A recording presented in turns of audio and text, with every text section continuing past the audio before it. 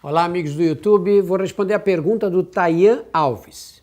Ele diz: Drauzio, queria que você falasse um pouco sobre resistência à insulina. Queria saber se só com alimentação e o remédio prescrito pelo profissional pode abaixar os níveis de insulina no corpo e quais os cuidados que devo tomar para não ficar com a doença principal, que é o diabetes. Tayan, tem um pouquinho de confusão na sua pergunta. A glicose é essencial para o funcionamento das células. Sem glicose, as células não funcionam.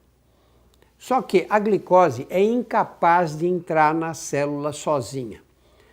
A célula é impermeável à glicose.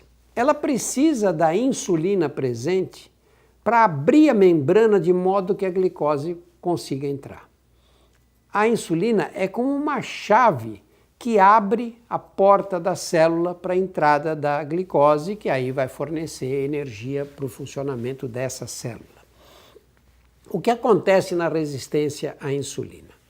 Na resistência à insulina, as células se tornam mais resistentes à entrada de insulina. E isso causa problema, porque aí a glicose não consegue penetrar. O que causa a resistência à insulina? Uma série enorme de problemas pode causá-la, mas o principal deles é a obesidade. A obesidade torna os tecidos mais resistentes à ação da insulina. E com isso, se a glicose não consegue entrar na célula em quantidade adequada, o que ela faz? Ela sobra na corrente sanguínea, ela continua circulando.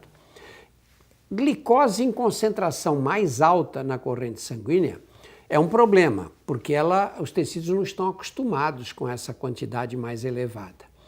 Ela vai fazer os tecidos sofrer. E alguns sofrerão mais do que outros. Quais são esses?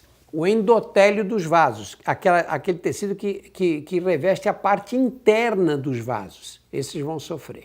Por isso é que os diabéticos correm mais riscos de derrame cerebral, ataque cardíaco, amputações. Os tecidos, as células do rim. Por isso que os diabéticos muitas vezes apresentam insuficiência renal e tem que acabar fazendo diálise. As células da retina, o que vai prejudicar a visão, especialmente dos mais velhos. As células, os neurônios, especialmente as terminações nervosas mais finas. Por isso que os diabéticos costumam ter o que a gente chama de neuropatia, que é aquela insensibilidade ou mesmo dor, geralmente nos membros inferiores.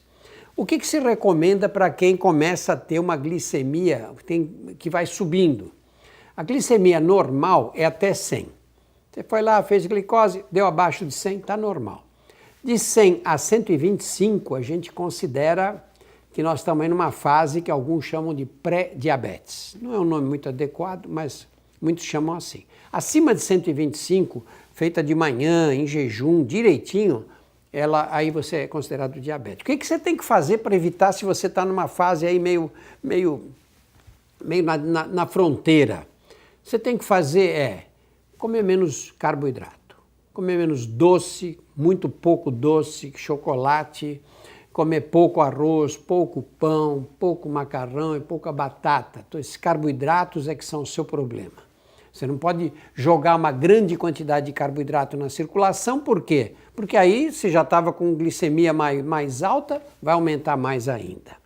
Segundo, exercício físico. Porque quando você contrai os músculos, como é que o músculo contrai? Para contrair, o que ele vai consumir? Ele vai consumir glicose. E com isso você consegue equilibrar melhor a sua glicemia. E além de você tomar esses cuidados com os carboidratos e com a atividade física, não pode esquecer que a obesidade é uma causa importantíssima de diabetes. Talvez a mais importante de todas. Então não dá para comer tudo que passa pela frente.